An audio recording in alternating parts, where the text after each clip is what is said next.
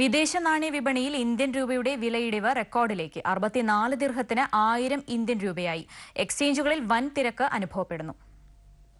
കഴിഞ്ഞ രണ്ടാഴ്ചക്കിടെ record തകർച്ചയുമായി Indian രൂപ 64.5 ദിർഹം നൽകിയാൽ 1000 ഇന്ത്യൻ റുപ്പീസ് ലഭിക്കുമെന്ന അവസ്ഥയാണ് ഇപ്പോൾ. എന്നാൽ രണ്ടാഴ്ച മുൻപ് ഇത് 67.5 ഫിൽസ് ആയിരുന്നു.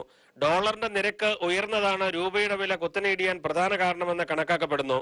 കഴിഞ്ഞ 1.5 വർഷമായി ഡോളറുമായി താരതമ്യം ചെയ്യുമ്പോൾ ചില അവസരം ഒഴിച്ച് രൂപയുടെ മൂല്യം താഴേക്ക് തന്നെ ആയിരുന്നുവെന്നും ഇനിയും അത് കൂടാൻ തന്നെയാണ് സാധ്യതയെന്നും പ്രമുഖ സാമ്പത്തിക വിദഗ്ധനും UAE എക്സ്ചേഞ്ച് ഗ്ലോബൽ ഓപ്പറേഷൻസ് വിഭാഗം വൈസ് പ്രസിഡന്റുമായ പ്രമോദ് മങ്ങാട് പറഞ്ഞു.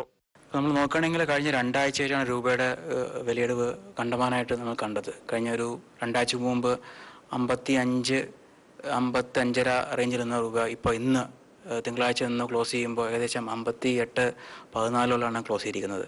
അപ്പോൾ നോക്കുകയാണെങ്കിൽ കഴിഞ്ഞ ഒരു 1.5 വർഷത്തിൽ നോക്കുകയാണെങ്കിൽ രൂപ കീഴ്പോട്ട് തന്നെയാണ് പോയിക്കൊണ്ടിരിക്കുന്നത്. ചെറിയ വല്ല കാലങ്ങളിൽ മാത്രമേ രൂപ ശക്തി പ്രാപിച്ചിട്ടുള്ളൂ.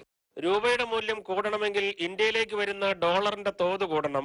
ഇറക്കുമതി ചെയ്യുന്ന സ്വർണത്തിന്റെയും ഓയിലിന്റെയും തോത് കുറഞ്ഞെങ്കിൽ മാത്രമേ രൂപയ്ക്ക് ശക്തി പ്രാപിക്കാൻ സാധിക്കുകയുള്ളൂ.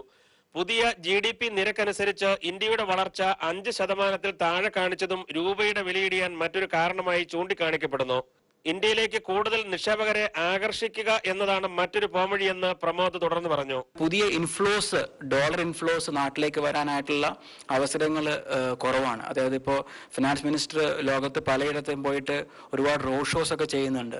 അപ്പോൾ ഈ റോഡ് ഷോ കൊണ്ട് ഇൻവെസ്റ്റേഴ്സിന് നമ്മുടെ നാട്ടിലേക്ക് ഇന്ത്യയിലേക്ക് പണം നിക്ഷേപിക്കാനായിട്ടുള്ള പുതിയ അവസരങ്ങളും പുതിയ പോളിസീസും വരണം. ഈ സാഹചര്യം മുതലാക്കി വിദേശ ഇന്ത്യക്കാർ വൻ തുകകളാണ് ഇന്ത്യയിലേക്ക് അയക്കുന്നത്.